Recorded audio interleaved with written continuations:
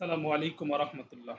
প্রিয় কোরআনের সাথী ভাইয়া এবং আপুরা, আজকে আমরা ১১তম ক্লাস করব। ১১তম ক্লাসের শুরুতেই আমরা গত ক্লাসের কুইজের উত্তর বিশ্লেষণ ও তার মূল্যায়ন করব। সম্বন্ধবাচক বাক্যাংশ অর্থাৎ মোরাক্কাবে ইজাফি ও মোরাক্কাবে জাররি পরিচয় গঠন এবং ব্যবহারের সহজ পদ্ধতি নিয়ে কথা বলব। ৪৬ থেকে ৫০ নং ক্রিয়াপদ মনে রাখার উপায় এবং কৌশল নিয়ে কথা বলবো এবং সর্বশেষে আমরা ১৩৬ থেকে ১৫০ পর্যন্ত নন ভার্ব যেগুলো রয়েছে সেগুলো নিয়ে কথা বলবো ইনশাআল্লাহ তাআলা। চলুন প্রথমে আজকের পড়া নিয়ে আমরা কথা বলি। আমরা প্রথমে যে বিষয় নিয়ে কথা বলবো সেটা হচ্ছে মোরাক্কাবাতুন, পরপর ২ বা ততোধিক শব্দের ব্যবহার। মোরাক্কাবাতুন কাকে বলে? যে শব্দ অন্য কোনো শব্দের সাথে মিলিত হয়ে নিজের অর্থ প্রকাশ করে তাকে মোরাক্কাব বলে। অথবা যদি ২ বা ২ এর অধিক অর্থবোধক শব্দ মিলিত হয়ে মনের ভাব প্রকাশ করে তাকে মোরাক্কাব বলে। তাহলে বোঝা গেল ২ বা ২ এর অধিক শব্দ একত্রিত হয়ে যখন একটি পূর্ণ অর্থবোধক শব্দ গঠন করবে তখন সেটাকে আমরা মোরাক্কাব বলবো। যেমন মনে করি আব্দুল শব্দটা যদি আব্দু বলে থেমে যায় তাহলে আমাদের অর্থটা পূর্ণ পাবে না, অর্থাৎ বান্দা। তাহলে কে বান্দা বা কার বান্দা একটা প্রশ্ন থেকে যায়।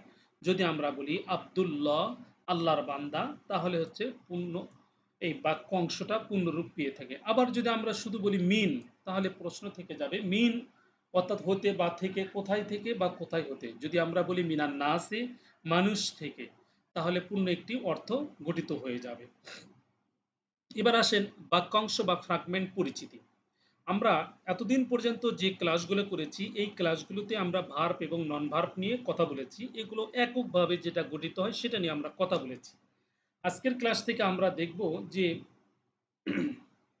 একটি ইসেম অর্থাৎ নন ভার্বের সাথে আরেকটি নন ভার্ব অথবা একটি ক্রিয়ার সাথে অর্থাৎ ভার্বের সাথে আরেকটি অক্রিয়া, একটি অক্রিয়ার সাথে আরেকটি ক্রিয়া যুক্ত হয়ে কিভাবে বাক্যাংশ তৈরি করে এটাই আজকের ক্লাসে আমরা শিখব ইনশাআল্লাহ তাআলা। ক্লাসটি অত্যন্ত গুরুত্বপূর্ণ, সকলে মনোযোগ দিয়ে শুনবেন। পরপর ২ বা ততোধিক শব্দের ব্যবহার আমরা ৫ ধরনের পেয়ে থাকি। একটা হচ্ছে মোরাক্কাবে ইজাফি, মুজাফ, মুজাফ মিলে যেটা গঠিত হয়ে থাকে সেটাকে আমরা বলে থাকি সম্বন্ধবাচক শব্দ। আবার মোরাক্কাবে জাররি যেটা জার এবং মাজরুর নিয়ে গঠিত হয়ে থাকে।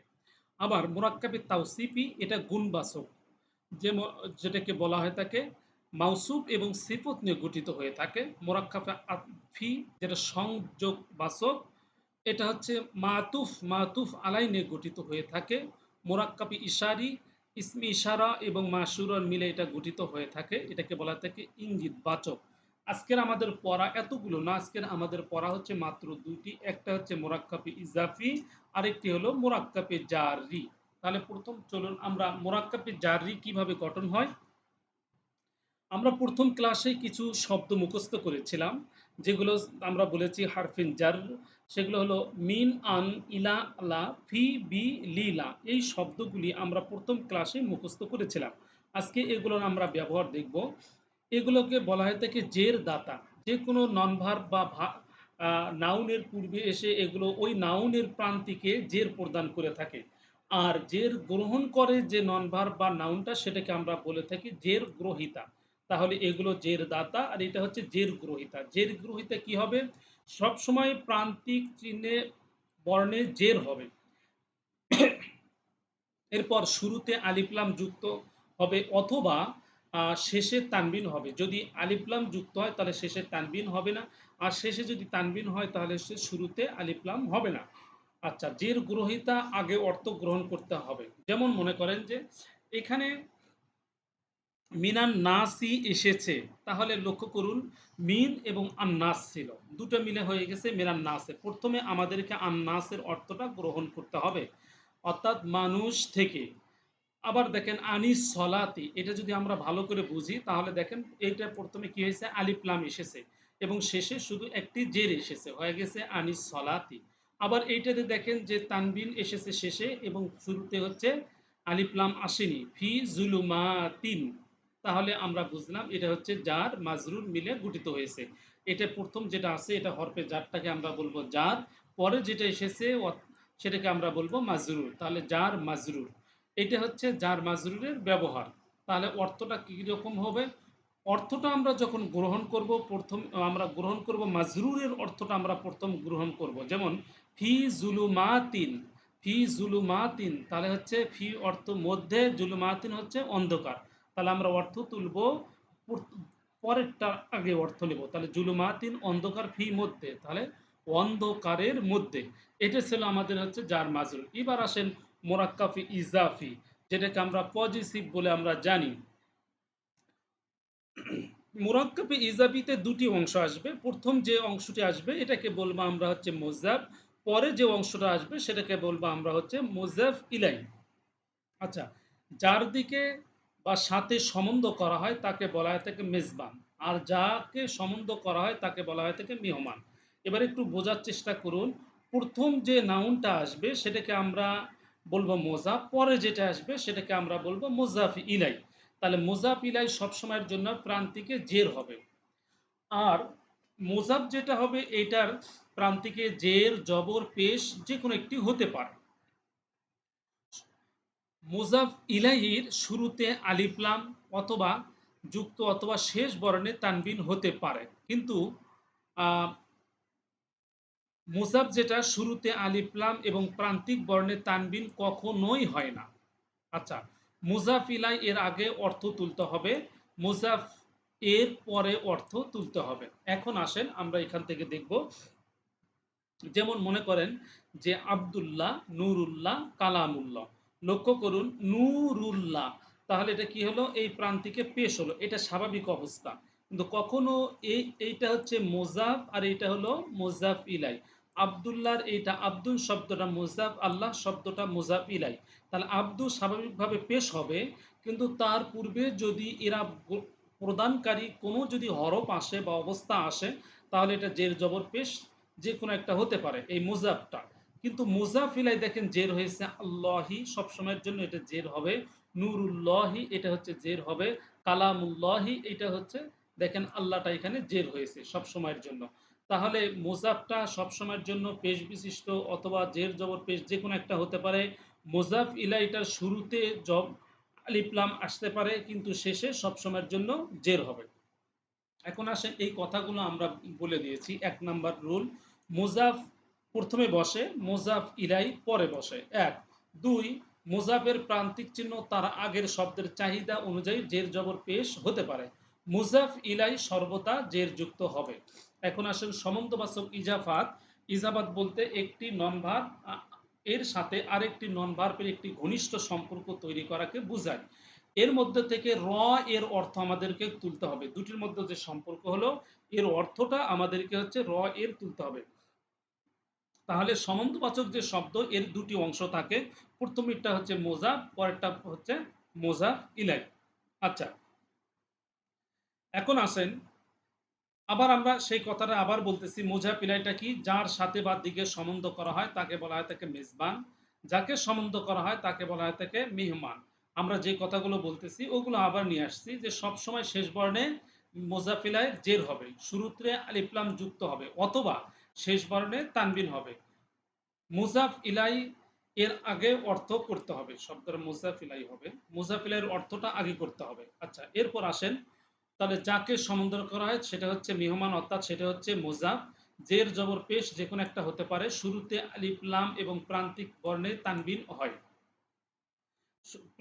শুরুতে আলিফ লাম এবং প্রান্তিকে তানবিন হয় না, এটা মনে রাখতে হবে। আর মুজাফ এর অর্থ পরে করতে হবে। তাহলে যেমন মনে করেন যে নূরুল্লাহ, তাহলে কি হবে, আল্লাহ নূর। আব্দুল্লাহ, আব্দুল্লাহ আল্লাহর বান্দা। তাহলে এই যে জের যেটা আসবে অর্থাৎ পরে যেটা আসবে সেটার নিচে আমরা গ্রহণ করব। তাহলে কি, আল্লাহ নূরুল্লাহ, তাহলে আল্লাহর নিচে জের যেহেতু আছে তাহলে আমরা আল্লাহর সাথে সম্বন্ধবাচক লাগিয়ে দেই, তাহলে আল্লাহর নূর। আব্দুল্লাহ, তাহলে জের আছে কার নিচে, আল্লাহর নিচে, তাহলে হচ্ছে আল্লাহর বান্দা। আচ্ছা, এখান থেকে আমরা অনেকগুলো আহ অনুশীলনে উদাহরণ নিয়ে এসেছি, আপনারা এগুলো প্র্যাকটিস করে নেবেন।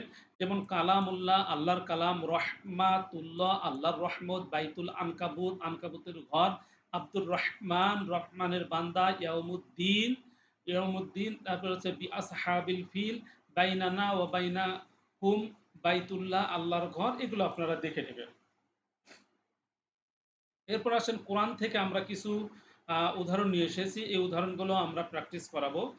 এখান থেকে আমরা আরেকটা শব্দ বুঝি। আমরা বলেছিলাম ২ বা ততোধিক শব্দ। ২ বা ততোধিক শব্দ নিয়ে যদি গঠিত হয়, তাহলে আমরা জার মাজরুরও দেখলাম, আমরা মুজাফ, মুজাফ ইলাইহি দেখলাম। আমরা পড়ে এসেছি বিসমিল্লাহির রহমানির রহিম। তাহলে এই যে বিসমি শব্দটা লক্ষ্য করুন। এই শব্দটা একটু ভালোভাবে বোঝার চেষ্টা করবেন। যে বিসমিল্লাহ শব্দটা ছিল মূলত বি যোগ ইসমি যোগ আল্লাহ, বিসমিল্লাহ। তাহলে বিসমিল্লাহ এই শব্দটা প্রথমে আছে বি, বিটা হচ্ছে হরফে জার, তাহলে হচ্ছে ইসমিটা কি হবে? ইসমিটা হচ্ছে মাজরুর। অথবা আমরা বলতে পারি বিটা হচ্ছে হরফে জার, ইসমিটা হচ্ছে এই আল্লাহ শব্দের মুজাফ, আর আল্লাহ শব্দটা হচ্ছে মুজাফ মুজাফি ইলাই। তাহলে মুজাফ মুজাফি ইলাই মিলে বি শব্দটার হচ্ছে মাজরুর। তাহলে এখানে শব্দটা আপনার দেখেন, বিটা হচ্ছে জার, ইসমুনটা হচ্ছে মুজাফ, আল্লাহ শব্দটা হচ্ছে মুজাফ মুজাফি ইলাই। তাহলে আমরা যদি অন্যভাবে বলি বিটা হচ্ছে হরফে জার, ইসমিটা হচ্ছে মাজরুর, তাও হবে। অথবা যদি বলি বিটা হচ্ছে হরফে জার, ইসমিটা হচ্ছে মুজাফ, আল্লাহ শব্দটা হচ্ছে মুজাফ ইলাই, তাহলে মুজাফ মুজাফি ইলাই মিলে জার মাজরুর।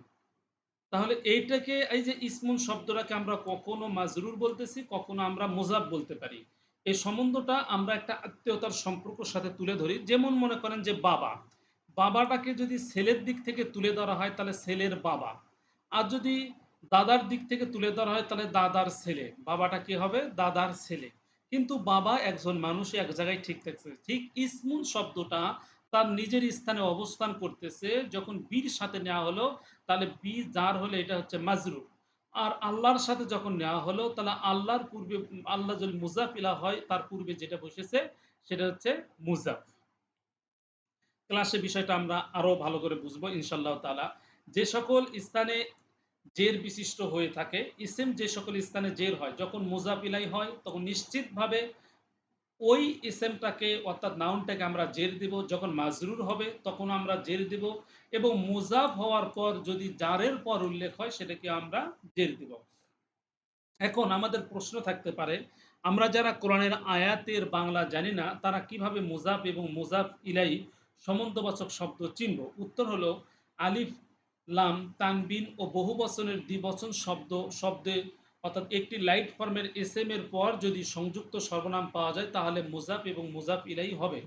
দেখেন এখানে বলছে আলিফ লাম থাকবে, অথবা তানবিন থাকবে, অথবা বহু বচন বা দ্বিবচনের নুনটা মুক্ত থাকবে, পড়ে যাবে। যেমন মনে করেন যে ইসলামুহুম, এই যে ইসলামু এটা হচ্ছে মুজাফ, এটা হুমটা হচ্ছে মুজাফ ইলাই। ইসলামটা হচ্ছে একটা লাইট ফর্ম, যে ইসলামুহুম, যে তাদের ইসলাম। অথবা মুসলিমু মাদিনাতিন, শব্দটা ছিল মুসলিমুনা মাদিনাতিন, এটা মুজাফ হওয়ার কারণে এখানকার নুনটা পড়ে গেছে, এটা হচ্ছে বহু বচনের নুনটা পড়ে গেছে, সেই কথা বললো নুন মুক্ত শব্দটা হতে হবে।